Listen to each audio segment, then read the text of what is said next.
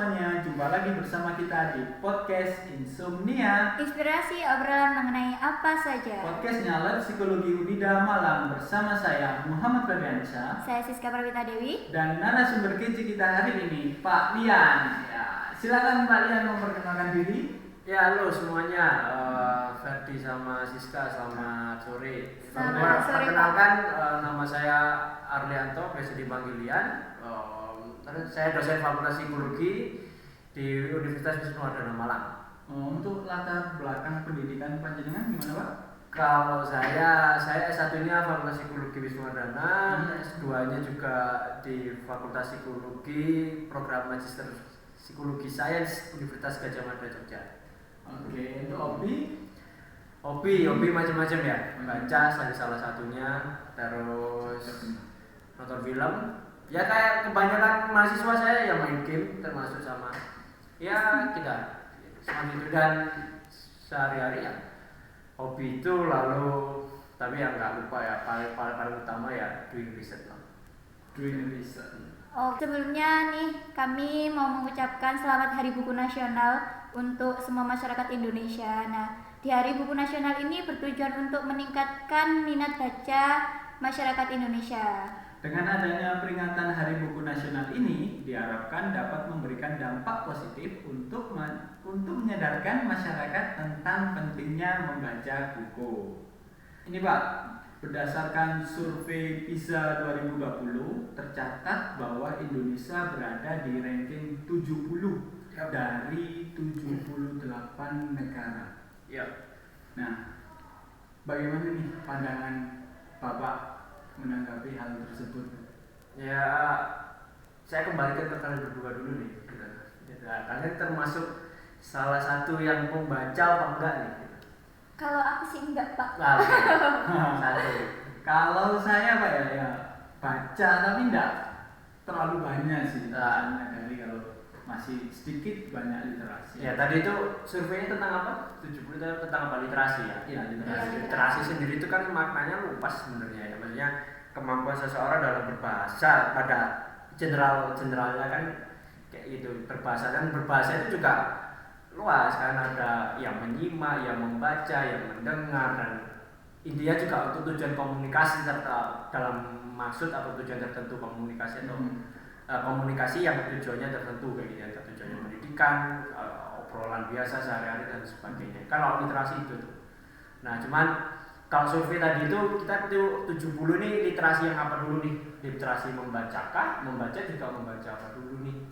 Lalu mendengar apa dulu dan sebagainya. Itu kan yang perlu kita. Kalau kita lihat dari hasil survei, tapi terlepas dari survei itu ya saya sendiri kan sudah tadi tanyakan kembali ke kalian kan bahwa kalian aja udah bentuk bukan nyindir ya, tapi ya bentuk dari kalau hasil survei itu sesuai dengan kondisi lah, dengan kenyataan di situ. Nah, cuman ya itu tadi kita mau apakah prihatin ya prihatin lah terkait itu tadi itu kan. Cuman ya memang banyak kompleks kalau kita ngomongkan kenapa kok di Indonesia ini minat membaca, terutama dalam membaca buku itu kurang banget. Ya masih kurang gitu ya, itu masih banyak. Tapi juga kalau saya sih lebih mengartikan juga membaca itu tidak hanya membaca buku ya. Jadi kita juga harus punya perspektif yang agak berbeda. Maksudnya membaca itu membaca situasi, membaca fenomena, membaca alam, membaca situasi, pergerakan, dinamika masyarakat, dinamika sosial antar kelompok kayak gitu tuh juga itu bagian dari membaca. Tapi memang nggak pernah ada surveinya kan. Surveinya pasti survei membaca buku ya, betul, membaca literatur lah, referensi ya.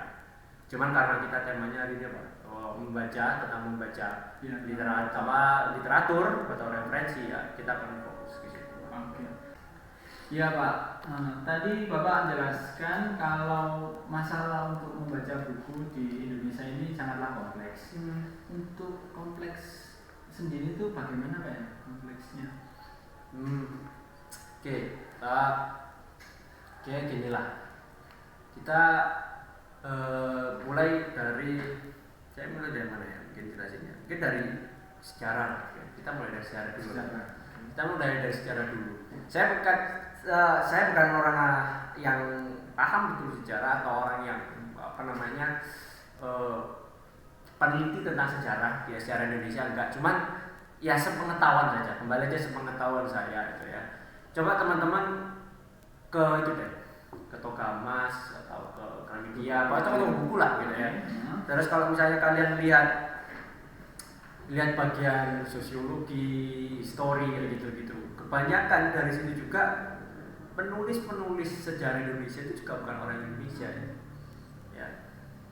Masih banyak juga aja ya yang nulis juga orang luar sendiri tuh, yang nulis negara kita sendiri itu. Tandanya apa? Berarti kita sendiri itu, bangsa kita kalau melalui lihat sejarahnya dari zaman dulu itu kayaknya kita memang belum punya budaya untuk membaca dan menulis, terutama menulis.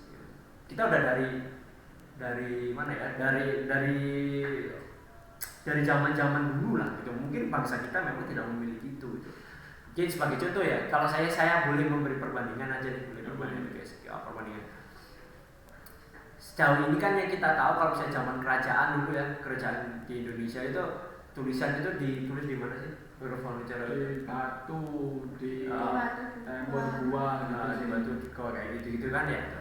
Nah, saya bandingkan sebagai contoh, misalkan maaf nih ya, kayak misalnya sejarah Tiongkok atau Chinese atau Jepang lah, kayak gitu. Dimana di masa itu mereka masa kekaisarannya mereka gitu ya, masa kesogunan baru di Jepang gitu.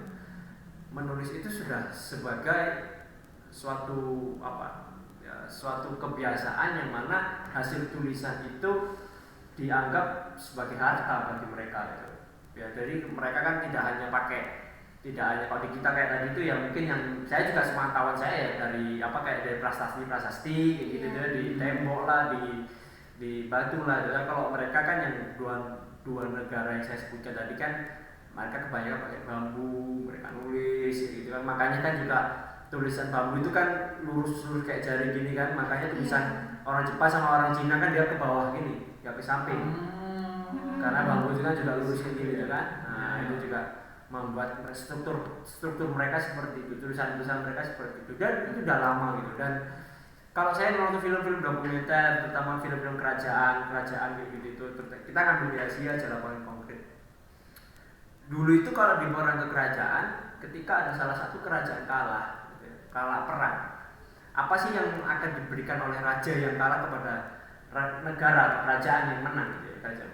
Itu ada beberapa harta yang mereka kasih. Salah satunya itu seperti kayak pedang raja, lalu peta kerajaan, sama yang terakhir apa? Dokumen yang tertulis yang dihasilkan oleh negara itu sendiri atau kerajaan itu sendiri. Jadi mulai dari dulu mereka mempunyai daya literasi tinggi, literasi dalam artian membaca dan tulis buku gitu ya. Mereka dari sejak zaman dulunya, historisnya, mereka memang udah mempunyai kebiasaan itu gitu. Terus kalian juga kalau misalkan lihatlah contoh film perang lah, mungkin perang yang perang dunia kedua misalkan kayak film-film yang perang dunia kedua kayak Pearl Harbor lah dan sebagainya lah ya. Terus Band of Brothers gitu itu kita ngambil contoh misalnya ini Eropa dan Amerika ketika perang dunia kedua. Setiap negara yang berperang itu pasti memiliki tentara yang bertugas hanya sebagai untuk dokumenter. Dia sebagai tukang foto, tukang catat dan tukang rekam. Jadi jelas tuh sejarahnya itu ada gitu. Dan itu memang ada sendiri bagaimana mereka membuat dokumentasi itu tidak hanya foto ya, tapi juga tertulis. Itu memang sudah kebiasaan. Nah, kalau di Indonesia ya itu lagi mungkin kalau menurut saya dan sepengetahuan saya aja, saya sekali lagi bukan pakar dalam bidang sejarah atau apalagi sejarah kerajaan, tapi kalau dalam yang sepanjang saya tahu ya kita tuh masih seperti itu. Kita memang nggak punya daya baca tulis, kita tuh nggak ada di situ. Mungkin budaya kita tuh malah dulu kalau misalnya kalian lihat film-film, walaupun film fiksi lah ya, kayak Si Buta dari Gua Hantu, terus 212 Wiro Sableng, mungkin kalian nggak tahu kalian zaman ini apa, nggak tahu zaman saya itu ada tuh ya, kayak gitu ya. Terus apa jadinya si siapa tuh namanya Angling Darmo kayak gitu ya, dalam cerita film-film zaman dulu itu coba kalian lihat di situ tuh gimana caranya mengajarkan, cara ngajarin tuh gimana, cara mendidik tuh gimana kalau zaman-zaman itu tuh. Kalau zaman-zaman itu sih lebih ke kayak mistis Ya, mistis itu caranya gimana, cara menyampaikan gimana, cara menyampaikannya. Kalau dari saya ya, Kalau dari film itu ya. kayak gitu tuh. Kalau dari saya sih kurang masuk akal sih. Loh, bukan caranya, bukan masuk akalnya. Maksudnya gimana caranya si guru itu ngasih ngajarin ilmunya tuh gimana caranya? Lebih ke ini nggak sih Pak, ngasih tahu lebih ke tingkah lakunya. Dengan cara yang ditulis apa ngomong. Nah, ya sudah. Jadi klasika kan ya kayak kita selama ini kuliah gitu toh. Ya kita caranya dia turun temurun dengan verbal kayak gitu kan. Bahkan kalau misalkan saya punya yang dia masih menguasai ilmu kejawen gitu ya, itu malah benar-benar saya pernah nanya gitu, kenapa kok nggak itu ditulis ilmu itu gitu ya. Tapi bagi mereka memang itu nggak bisa diturunkan seenaknya gitu. Iya. Harus ada hama ini, harus ini kan, itu kan udah jadi dari zaman dulu seperti itu. Jadi memang di kita sepertinya kita memang tidak memiliki tradisi baca tulis dari nenek moyang kita kan, jauh sebelum gerakan kemerdekaan gitu, tapi jauh dari. Nah, tadi kan dari sejarah udah kayak gitu ya, kayak maksudnya terlihat nggak ada track recordnya. Iya, track recordnya untuk membaca. Nah, dari saya sendiri juga kayak gitu ya, Pak. Merasanya kayak gitu. Nah, kapan sih Pak kita harus menanamkan minat baca itu, Pak? Ya, kapan kita harus menanamkan minat baca kepada para generasi muda gitu ya. Iya. Tapi sebenarnya untuk saat ini sih sudah mulai ya, ibu-ibu atau orang tua zaman sekarang, zaman now juga udah sangat terbuka terhadap itu, terutama yang tapi masih sih itu kebanyakan masih bisa kita lihat di orang-orang dengan kelas ekonomi menengah ke atas, sama juga di perkotaan mungkin ya, yang sebagian besar perkotaan.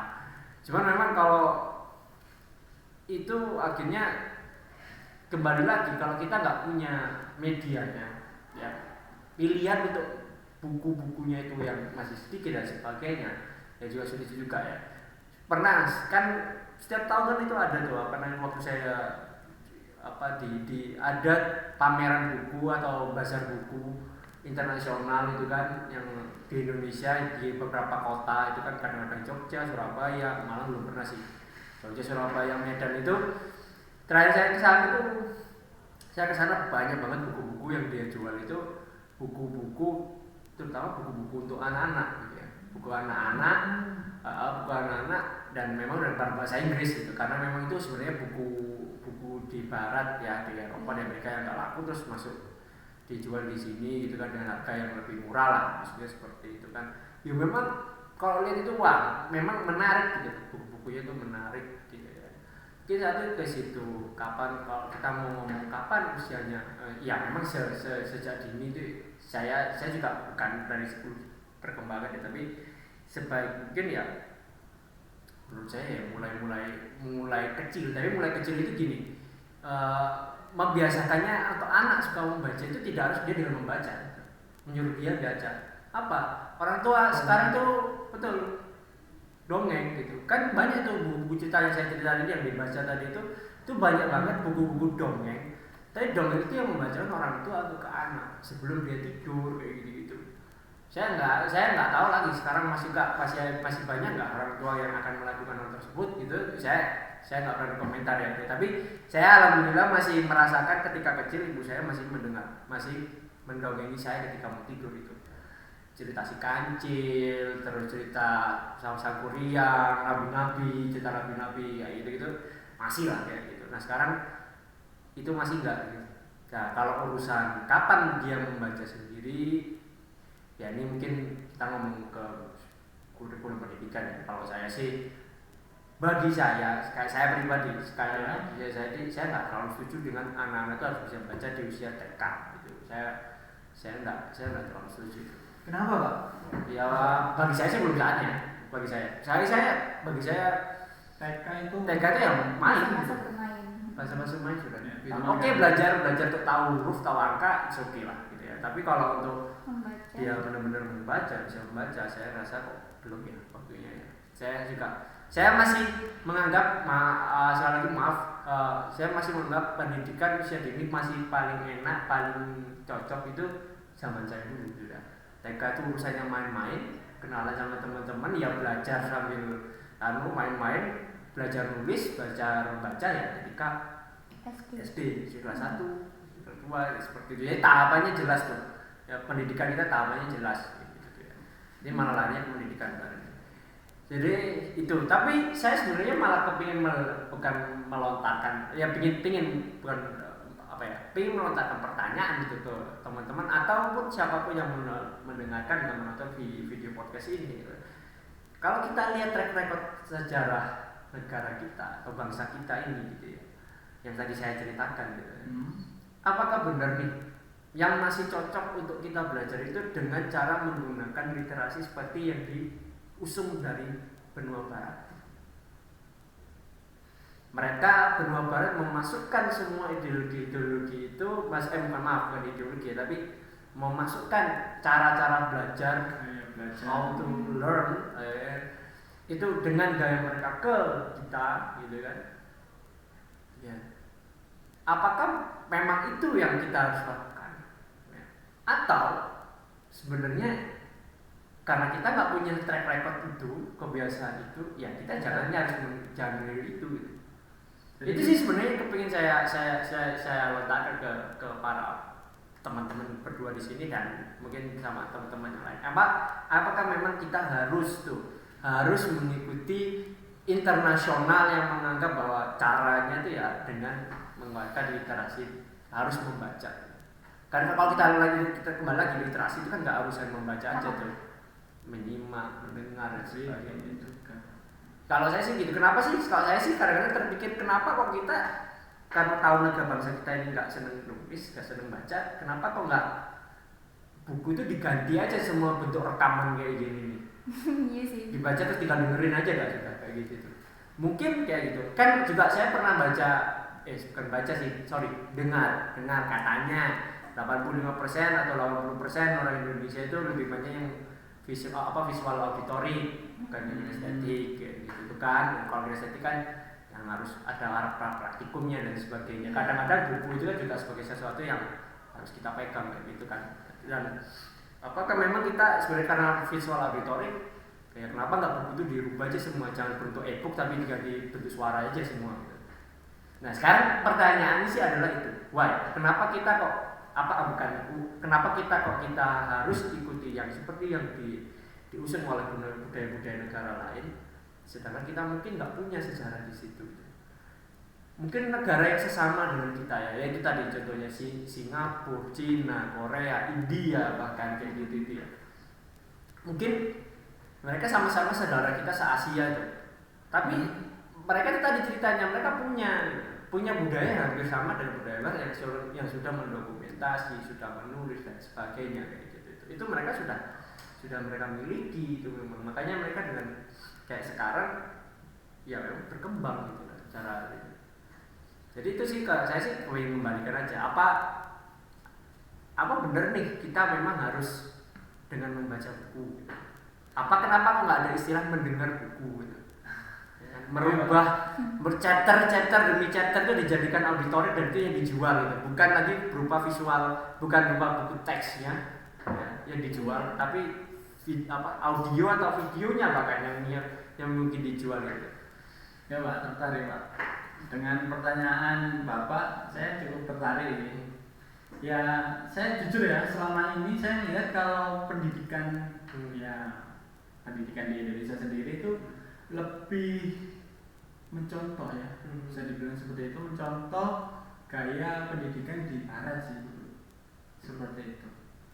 Terus Jadi yang jadi pertanyaan, apakah cocok pendidikan Barat itu diterapkan di Indonesia? Gitu sih. Tapi kalau aku sih nanggepin pertanyaan dari kalian tadi, lebih setujunya kayak gini. Lebih baik kita nggak usah mengikuti ya tadi, kembali ke pertanyaan Ferdi gitu kan. Belum tentu semua orang di Indonesia ya, kita merasa semua orang itu cocok dengan gaya mereka gitu. Apalagi dengan kita lihat sejarah itu udah kayak gitu gitu loh Pak. Jadi lebih baik ya seperti yang dibilang kalian tadi. Kenapa buku itu nggak dirubah aja gitu loh, jadi audio gitu di Indonesia sendiri gitu. Nah, sekarang gini deh. Saya pengen tahu pendapat kalian aja. Buku itu apa sih? Buku. Ini Pak, kalau Buku saya itu apa? Atau gini deh, pertanyaan gini, buku itu apa? Atau apa sih? Atau menurut kalian buku itu sesuatu benda yang bagaimana? Menurut kalian? Kalau dari saya Pak ya, buku itu lebih berharga daripada emas Pak. Bagi saya, karena dengan membaca buku Pak ya. Ya emang sih tergantung dari isi buku tersebut, kualitas dari isi buku tersebut. Kalau buku tersebut memang bagus, bacaannya bagus, itu bisa merubah. Dalam artian merubah mindset kita untuk bisa lebih maju lagi, bisa mendorong kita, seperti itu sih Pak. Kalau dari saya yang awalnya memang nggak suka membaca ya Pak ya.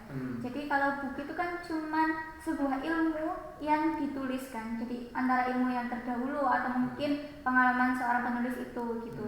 Jadi nggak harus terpatok dari buku gitu. Untuk kita menambah ilmu gitu. Lebih ke pengalaman dari kita sendiri sih. Jadi buku itu cuman hanya penambah doang gitu Pak. Oke Pak, boleh saya menambahkan Pak? Saya sih ini Pak, lebih terinspirasi Pak, karena saya pernah baca bukunya Tan Malaka, Medilog itu. Terus ketika saya baca, beliau menceritakan tentang kisahnya.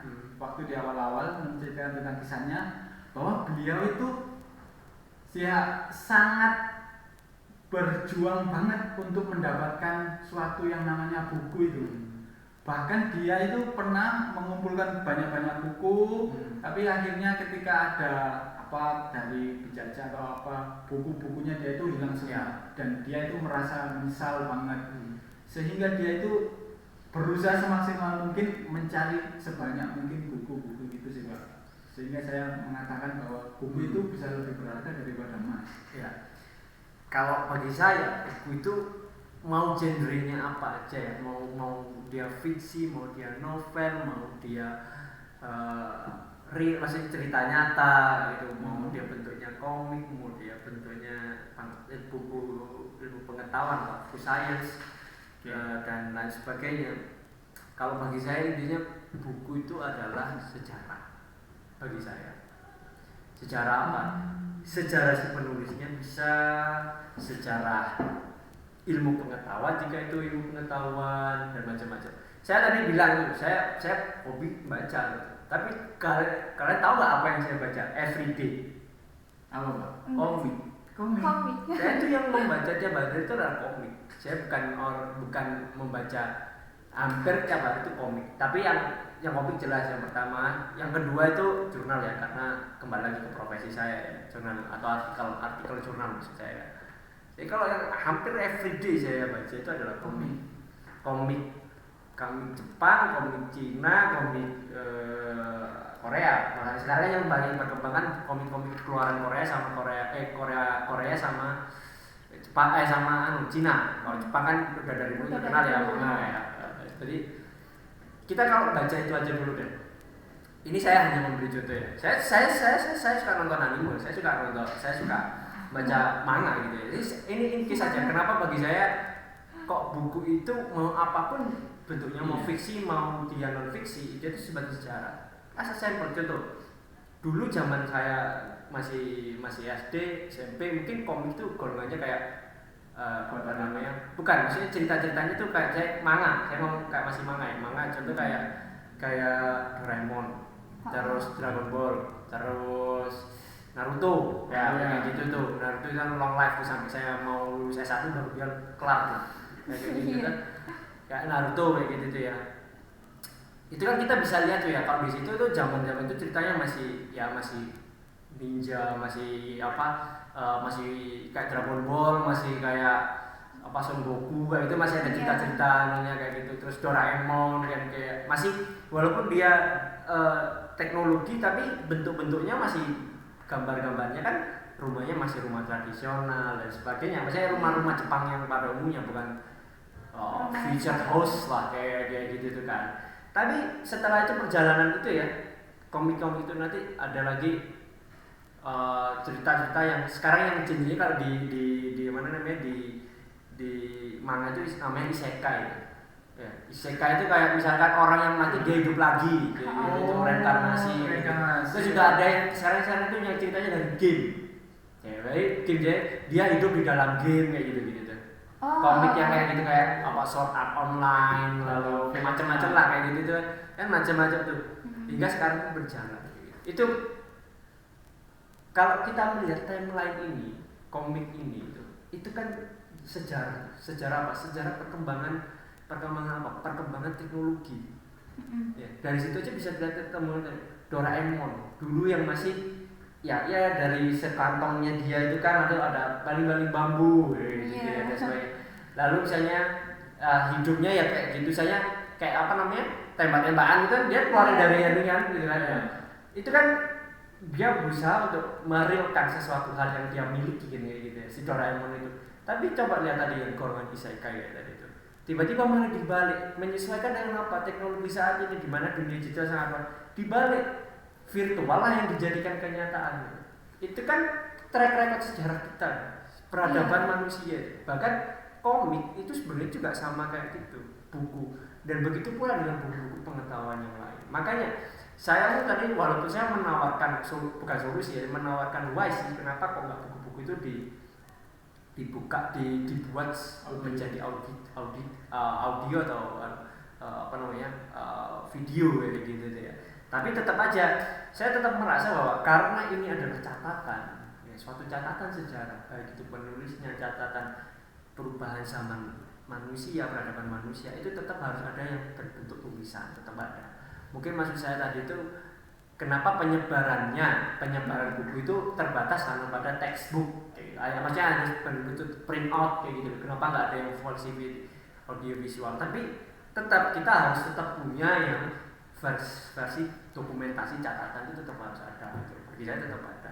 Karena apa? Itu untuk menjelas suatu sejarah kita. Buku itu adalah catatan sejarah kita, maupun dia bukan sejarah, bukan buku golongan buku ilmu sejarah buku sejarah, tapi buku sejarah sendiri bagi saya itu adalah sejarah. Baik itu komik, baik itu novel, baik itu apa, itu adalah sejarah. Isinya adalah sejarah si penulis, sejarah dunia kita, sejarah kehidupan kita dan sebagainya. Itu makanya saya masih menganggap bahwa buku itu penting. Tetap kita baca, kita miliki. Saya itu punya saya itu kalau saya ada rezeki gitu, ada lebih itu saya main ke toko buku gitu ya, kita beli buku. Padahal di rumah saya itu masih banyak buku yang masih segelan, banyak. Tapi bagi saya saya beli dulu. Kenapa? Saya takut hilang buku itu. Mungkin itu yang tadi yang masuk kayak Tan Malaka tadi itu, takut kehilangan buku yang mungkin yang dia hilang. Saya beli dulu, bacanya kapan ada aja. Urusan nanti sudah. Pokoknya saya beli dulu. Tapi percaya one day akan itu kepake. Pasti kepake. Saya juga ketika terutama waktu dulu ya, waktu S1 dan kemarin S2 kayak gitu tuh, waktu tesis gitu. Dulu waktu masih kuliah, sering ya beli buku kayak gitu. Walaupun nggak semua saya selesai baca, saya habiskan kayak gitu. Tapi ketika nanti in case kayak misalnya lagi skripsi, lagi kayaknya saya punya gitu di buku ini, saya pernah beli, jadi tinggal ngambil, nggak perlu cari lagi gitu. Cuman ya memang sekarang juga udah kita ini kan masa transisi nih. Orang tua zaman sekarang menyiapkan anak-anaknya mungkin sudah terbiasa dengan buku atau dengan buku digital kayak gitu itu. Sedangkan yang mungkin yang angkatan kalian ini masih yang di tengah-tengah transisi antara generasi lama dengan generasi baru gitu kan. Dan saya mungkin generasi juga, saya termasuk yang transisi tapi masa-masa yang sangat awal kan ya, awal transisi itu yang sangat ya mungkin kita perlu. Bagi saya gitu tadi, buku itu penting. dalam model tertulis itu karena sebagai catatan suatu sejarah, dan membaca buku itu penting juga karena tadi karena apa penting? Saya sih sederhana ya jawabannya.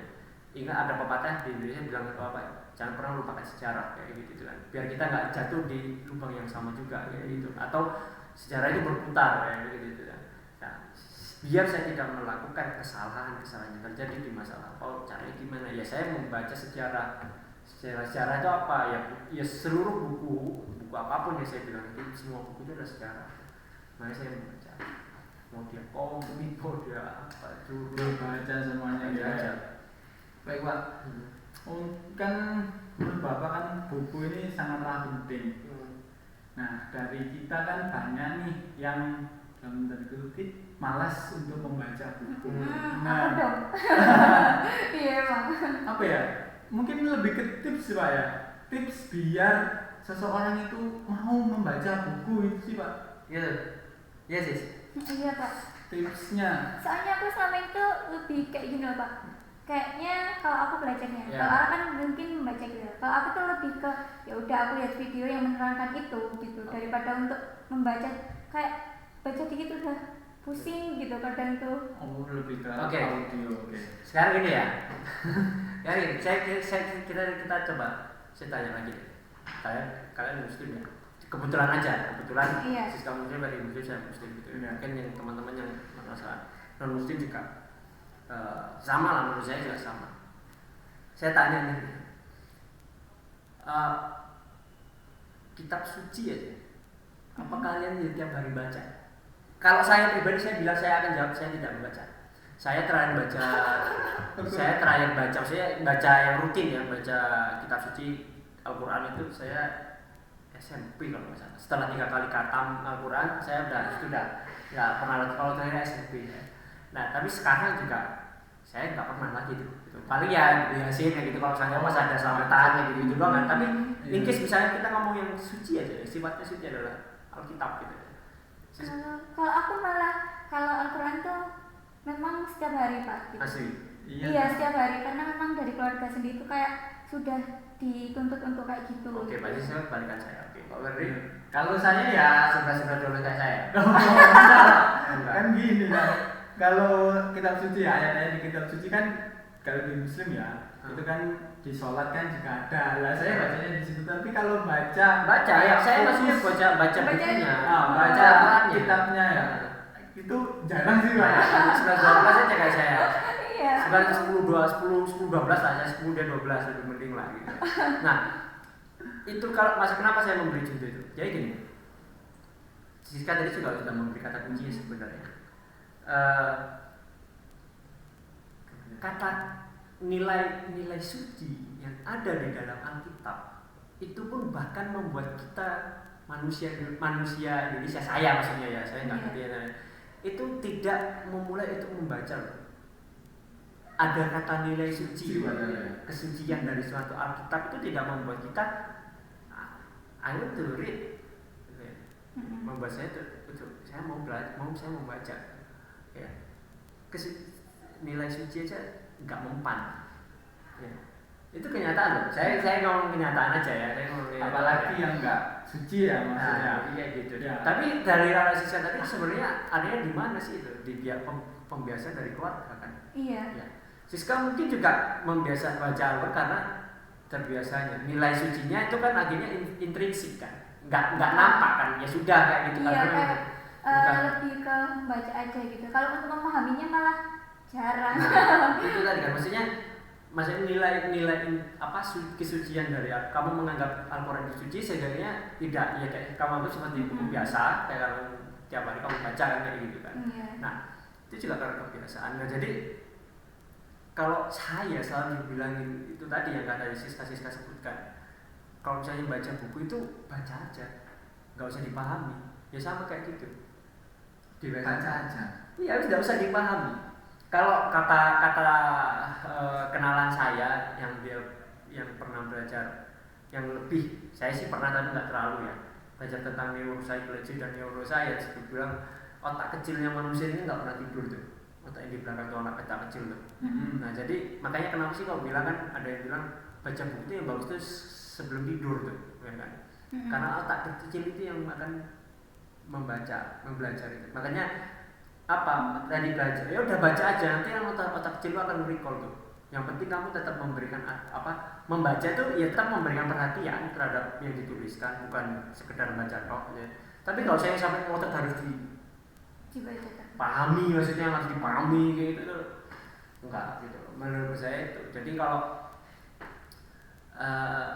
caranya mungkin ya dibiasakan, tapi juga mulai membiasakan itu yang akhirnya susah, ya kan? Mulai membiasakan untuk membaca. Itu membaca itu sulit. Ya kan? Iya emang. Nah, Kan merubah keseharian gitu kan. Oke. Dan kalau saya ini cerita sejarah saya, sejarah kehidupan saya. Saya itu kalau saya punya kenalan teman-teman saya SMA, teman-teman setelah SMA, dan mungkin SMP ya gitu. Kalau saya tahu saya sekarang jadi dosen itu mereka kakak. Kenapa? Saya dulu itu anak band. Sehari-hari itu di studio. Biasanya tiap hari itu ngafe. Ya saya main genjreng gitu. Sekarang dan pegangannya ganti dari gitar jadi buku. Ya kan? Jadi itu hal yang buat mereka itu aneh gitu kan. Buat saya sendiri pun kadang-kadang saya masih kayak aneh juga kayak. Tapi kenapa kayak gitu? Awal mula saya suka baca buku itu ya ini mungkin tiap orang berbeda-beda ya. Cuman gini, saya tuh punya film favorit. Saya nonton film itu udah puluhan kali, 50 kali lebih mungkin. Saya ulangi aja. Judulnya itu The Godfather. The Godfather. Dalam bahasa Indonesia artinya Bapak Baptis ya gitu. The Godfather itu. Saya bolak-balik sering kali nonton film itu. Film itu durasinya 3 jaman gitu saya. Dan sudah hampir 50 kali. Bolak-balik lah pokoknya saya nonton film itu. The Godfather itu. Dan suatu ketika saya tahu bahwa film itu tuh ternyata dia itu juga ada versi bukunya. Nah, saya coba belilah itu bukunya. Saya coba beli bukunya. Saya nggak pernah, itu pertama kali saya beli buku tuh. Saya nggak tahu cara beli buku itu gimana karena belinya online dan saya titip ke teman yang beliin. Terus teman saya waktu mau beli itu tanya itu, yakin yang mau beli tebel lagi sekian ratus halaman nih. Iya wis gak apa-apa gitu. Filmnya aja 3 jam. Gitu. Iya wis gak apa-apa gitu kan. Coba. Ternyata benar datang bukunya hardcover lagi gitu, tebel banget nih gitu. Tapi ketika saya baca karena saya juga suka filmnya ya gitu ya. Ternyata di situ saya pikir teman saya mikir saya akan lama menyelesaikan buku itu gitu. Ternyata nggak sampai seminggu selesai saya baca. Begitu. Karena ketertarikan terhadap film itu saya masukkan dan saya menemukan hal yang tidak ada di film. Apa? Sama-sama film judulnya The Godfather ya. Satunya versi novel, buku, cetak, satunya Film. Apa yang nggak saya dapatkan di film? Itu barangkali di bukunya itu versinya lebih lengkap sih Pak. Oke, salah satu itu lebih lengkap. Yang kedua, dan yang itu lebih penting menurut apa sih? Mungkin dirubah kali ya, ada sesuatu hal yang dirubah. Oke, bisa juga. 2, tapi ada satu lagi yang lebih penting. Apa ya? Bentar, Pak. Ada kata kunci mungkin Pak. Jawabannya adalah saya bisa untuk berimajinasi. Saya bisa membaca buku itu dan membayangkan kejadian-kejadiannya. Jadi seperti ini. Membayangkannya versi Bapak sendiri bukan dari ya sesuai dengan si buku biasanya kalau misalnya kita lihat film kan ya seperti itu ya yang kita lihat itu. Tapi ketika kita baca kita bisa membayangkan kejadian itu. Jadi ada rasa membayangkan itu menurut saya itu yang saya anggap itu yang lebih berharga dibandingkan saya nonton film ya. Ada nilai membayangkan imajinasi. Saya itu juga kalau nonton film itu saya juga pilih-pilih. Jujur kalau nonton film saya pilih-pilih. Saya nggak suka film yang dari awal tuh masih 15 menit pertama udah tahu jalan akhirnya, endingnya saya pasti itu bisa dibaca, bisa ditebak. Identik film-film negara kuno itu. Oke. Ya gitu itu saya nggak suka kan, jadi ya kayak gitu. Saya nggak dari film aja saya pasti bakal pilih-pilih gitu. Dan terutama ketika lihat buku dan saya tahu itu saya bisa Ya memang benar juga ada karena scene di buku itu apa di buku itu nggak ada di videonya, itu memang ada gitu ya.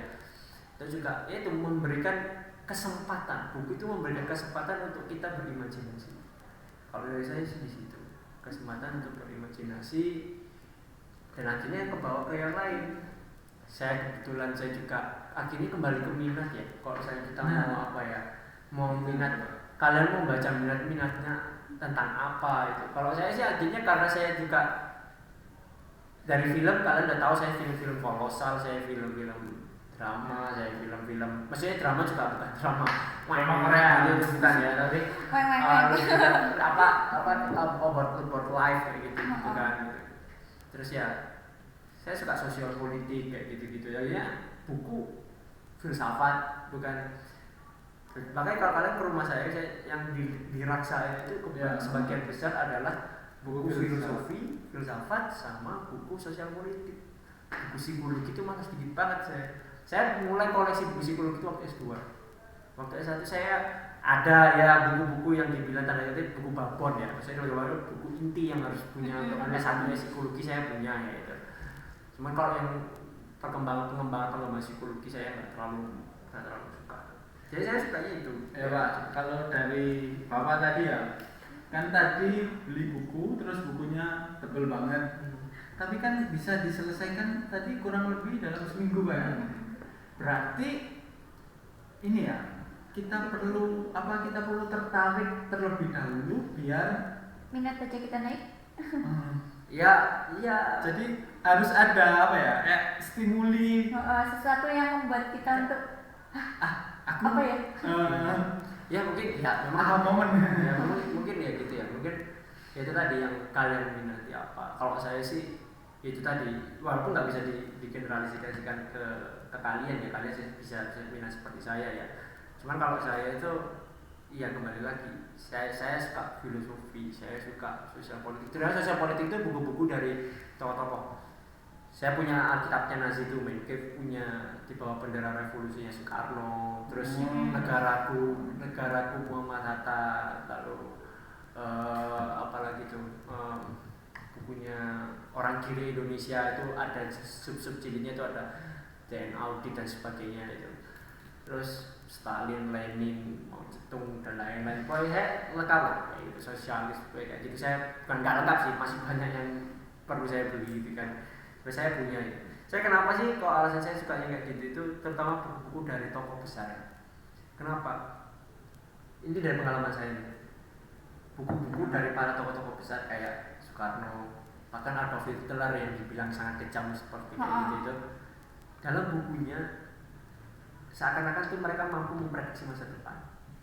Iya sih Pak. Visioner mungkin ya. Lebih bisa memprediksi masa depan.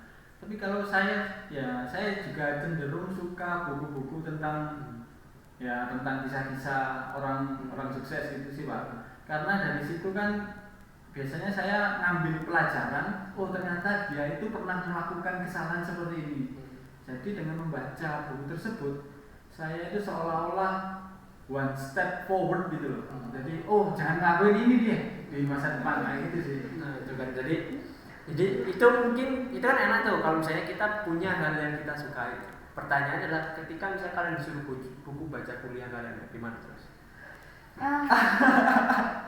Kalau saya jujur lebih ya gini sih. Ini pertanyaan dosen banget ya. Iya.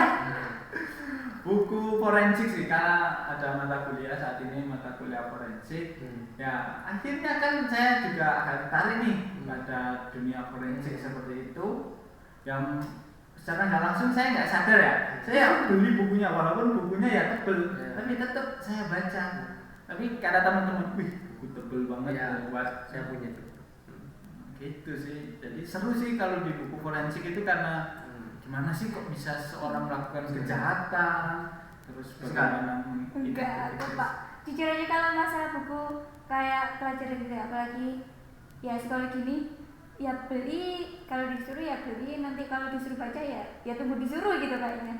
Lebih ke ya itu sih, kalau memang aku tuh lebih suka membaca kalau dari basicku lebih ke Pak Soekarno daripada harusnya Pak Soekarno sama Pak Hatta. Kalau tokoh lain tuh masih belum gitu Pak.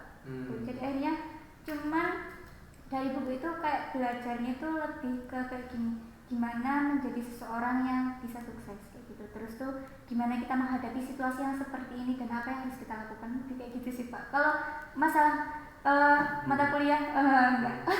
Nah, ini nih yang mungkin kalian perlu tahu nih, dan teman-teman mungkin yang mendengarkan juga. Pak. Ya, kalian bilang kalau Siska ya, contoh ya Siska, mungkin kamu juga punya tokoh siapa lah kayak gitu kan. Harusnya ketika contoh tadi Siska bilang kayak Pak Soekarno, Pak Hatta misalnya, Soekarno beliau berdua gitu tuh. Mereka itu benar-benar founding father kita, ya kan, bawa pendiri bangsa kita, dan mereka juga seorang guru bangsa yang luar biasa. Selain itu harusnya kita juga bertanya-tanya how to become like them. Ya kan, Soekarno dan Hatta nggak mungkin mereka kalau nggak membaca buku jadi seperti itu. Ya. Jadi itu. Nah, mungkin yang perlu kalian biasakan adalah curiosity, rasa ingin tahu.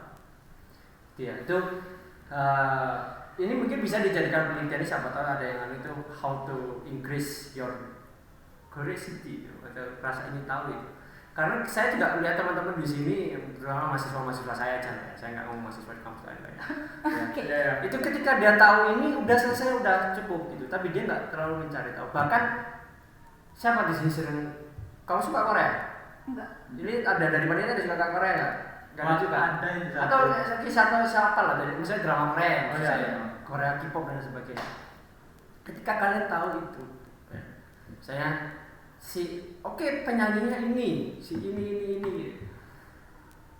Saya yakin kok dari sekian banyak fans itu satu kelompok. Apa coba sih satu sebutin aja satu kelompok, saya nggak tahu namanya. Siapa? Band K-pop Korea siapa? BTS. Oh iya. Ya, BTS gitu ya. Mungkin dari sebagian banyak fans BTS gitu ya. Mungkin ini perkiraan saya. Mungkin sebagian besar hanya orang-orang yang ngefans karena ya atribut kelompok, atribut si itu ketampanan dan lain-lain, yaitu lagu dan lain-lain gitu ya. Dan mungkin adakah yang sampai menurut saya nggak sebagian besar dari kelompok itu akan mencari tahu sedalam mungkin perjuangan mereka gimana itu menjadi seperti itu, latar belakang mereka seperti apa, asal usulnya mereka seperti apa, latihan mereka itu harus berapa jam satu hari hingga bisa menjadi seperti itu. Jadi benar-benar ingin tahu untuk yang sedalam-sedalam itu gitu. Itu yang mungkin sekarang itu yang menurut saya kurang gitu ya. Jadi ya saya suka sama tokoh ini, oke selesai. Oh itu lebih ke filsafat banget Pak ya. Jadi ya rasa ingin tahu betul radikal. Kalian tuh harus berpikir radikal. Saya nggak menyuruh ini ya. Ini perlu digarisbawahi lagi. Saya bilang radikal ini bukan urusan teroris ya. Radikal itu dalam bahasa Yunani aslinya itu mengakar. Jadi kalian tuh harus berpikir mengakar, mahasiswa, terutama kalian mahasiswa. Kalian tuh harus berpikir mengakar. Bahkan terhadap apa hal-hal yang kalian suka. Contoh kayak tadi Siska, saya mengidolakan Bung Karno. Berpikirlah radikal. Apa namanya tentang Bung Karno? Beliau jadi seperti itu bagaimana? Beliau dari IR-nya itu apa? Ayo IR itu apa? Ya beliau dari keluarga seperti apa? Kalau misalnya beliau misal saya juga tidak terlalu banyak tahu tentang Bung Karno ya. Saya beliau dari keluarga yang biasa-biasa aja misalkan. Tapi kenapa kok orang yang dari biasa aja bisa menjadi seperti itu? Jalan apa yang harus dilalui? Itu yang harusnya kalian biasakan. Kalian biasakan gitu. Dan saya sih berusaha seperti itu. Jujur aja, saya juga biasa seperti itu. Tadinya saya bilang tuh saya saya band, saya juga band-bandan. Salah satu vokalis suka saya itu almarhum Chester Bennington tuh. Vokalis Linkin Park tuh. Dia pernah membuat lagu yang pernah saya baca dari referensi yang saya tahu ya, nggak tahu itu betul apa enggak, tapi saya memberi contoh harusnya kalian itu jika suka sesuatu carilah ke dalam-dalamnya. Saya suka sama Linkin Park, saya suka sama Chester Bennington, saya suka salah satu lagunya yang judulnya Breaking the Habit. Ya, jadi bahasa Indonesia kan keluar dari kebiasaan. Dengan ada video-videonya seperti itu, saya tanya tuh, kenapa kayak gitu tuh? Ternyata ada kisah di balik itu. Di balik film video dan lagu itu, video klip dan lagunya itu ada kisah di baliknya. Itu apa? Kisah dari si Chester Bennington-nya sendiri itu. Dia kan kecilnya kan korban dari pelecehan seksual. Nah, jadi dia tuh setiap kali berangkat sekolah itu lewat gang itu katanya dia selalu diberikan pelecehan seksual di situ. Akhirnya ditumpahkan dalam suatu lagu judulnya Breaking the Habit, dan bahkan terakhir ini pun dia meninggal juga karena stres atas masih depresi, masih ingat kejadian-kejadian di masa lalu. Nah, saya tuh bercerita kayak gitu tuh. Jadi kalau kalian suka, carilah mendalam, belajarlah hingga digerus-gerus bawahnya gitu. Nah, kembali lagi kalau kita tarik ke konteks psikologi atau kuliah ya, maksudnya ke kuliah kita gitu. Kenapa kalian harus tetap membaca itu? Kalau saya sih sederhana aja. Kalau kalian sudah memilih menjadi mahasiswa yang sudah tahu sendiri bahwa kewajibannya itu, konsekuensinya itu. Tapi kan ada juga tuh pepatah yang bilang kan bahwa terus kan jalan saka kulino. Nah, itu. Yang kedua juga gini loh. Ini saya berusaha mengkaitkan ya. Satu dipaksakan, yang psikologi ini mungkin untuk kasihkan ya, dia dipaksakan, sedangkan yang Bung Karno itu tadi misalnya itu adalah yang Siska minati gitu tuh. Percayalah ketika kamu berpikir radikal terhadap Bung Karno itu tadi, seluk-beluk dari Bung Karno atau Bung Hatta, kamu akan tertarik untuk menguasai bidangmu sendiri. Karena saya percaya, kalau dari saya ya, ini nggak tahu, ini pengalaman saya. Karena saya akhirnya merasa, saya suka dengan tokoh ini menjadi seperti ini dengan cara atau dengan badan, dengan ilmu, dengan atribut dengan tahap-tahapan seperti apa. Dan akhirnya kalau saya benar-benar ingin menjadi seperti dia, ya, how you do like that? Oke. Terima kasih buat Walian. Ini kalau dilanjutkan sebenarnya bakalan panjang sampai entahlah berapa episode ya. Oke. Dari obrolan kita dari tadi, mungkin bisa kita simpulkan bahwa sebenarnya kita itu perlu banyak membaca buku. Kalau kata Pak Lian tadi sih, baca, yang penting baca. Ya, baca sebanyak mungkin, nanti otak kecil bakal merecall seperti itu. Dan yang kedua, yang poin yang saya tangkap, bahwa kita itu haruslah curiosity atau ingin tahu. Ketika kita tahu terhadap suatu fenomena atau suatu hal, itu kita harus berusaha sedalam mungkin mengetahui seluk-beluknya. Terima kasih buat kalian, ini udah menambah ilmu kita dan juga membuat saya juga berpikir kencang. Ya, sama-sama ya. Itu aja yang pengen saya sampaikan, bahwa yang membaca itu penting ya. Dan memang kita tidak bisa membatasi bahwa baca itu sekedar baca buku, membaca situasi, membaca suasana, membaca dinamika sosial itu juga perlu gitu ya. Dan memang kalau kembali kenapa kita butuh untuk membaca buku, ya kita konteksnya aja. Karena ingatlah bahwa buku itu sejarah, dan kita jangan sampai mengulang kesalahan yang terjadi dalam sejarah kita. Gitu. Ya, itu mungkin itu pesan dari saya. Terima kasih Pak Lian. Untuk Sobat Insom, jangan lupa terus dengarkan episode podcast Insomnia selanjutnya. Kalian bisa cek juga di akun sosial media kita di Spotify dengan nama Insomnia Podcast, dan channel YouTube kita di Insomnia Podcast juga, dan IGTV kita di @asleppsy. Jangan lupa subscribe, like, komen di setiap akun sosial media kita. Akhir kata, saya Muhammad Ferdiansyah. Saya Siska Pramita Dewi. Pamit undur diri. See you the next episode. Bye bye. Thank you. Thank you.